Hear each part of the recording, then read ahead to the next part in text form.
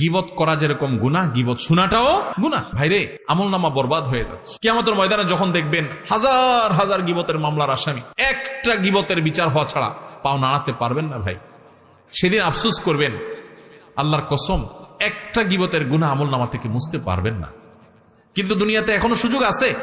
আসুন আমরা প্রতিজ্ঞা করি, একটা মাসালা কোন মুফতি সাহেব দেয় না, কে দেয়? শয়তানে। মাসালাটা কি জানেন? মাসালাটা হলো, আপনি যদি বলেন ভাই কারোর পিছনে সমালোচনা করা ঠিক না ভাই, ভাই গীবত করা খুব ভয়াবহ গুনাহ ভাই, কোরআনে আল্লাহ তাআলা এটাকে মৃত ভাইয়ের গোশত খাইলে যেরকম অপরাধ, নোংরামি, এটাকে সেরকম বলেছেন, এবং গীবত পরিষ্কার হারাম, আল্লাহ তাআলা নিষেধ করেছেন। আপনি আরেকজনের গীবত করেন না, এটা বললে তখন ওই লোকরে শয়তান ওহী করে, শয়তান তার মাথায় দেয় বুদ্ধি, সে তখন জবাব দেয়, দেখেন ভাই আমি যেটা বলতেছি সত্য বলতেছি, আমি কোনো উল্টাপাল্টা মিথ্যা কথা বলতেছি না, আপনি চেক করে দেখেন। সে গীবতের সংজ্ঞা হয়তো জানে না,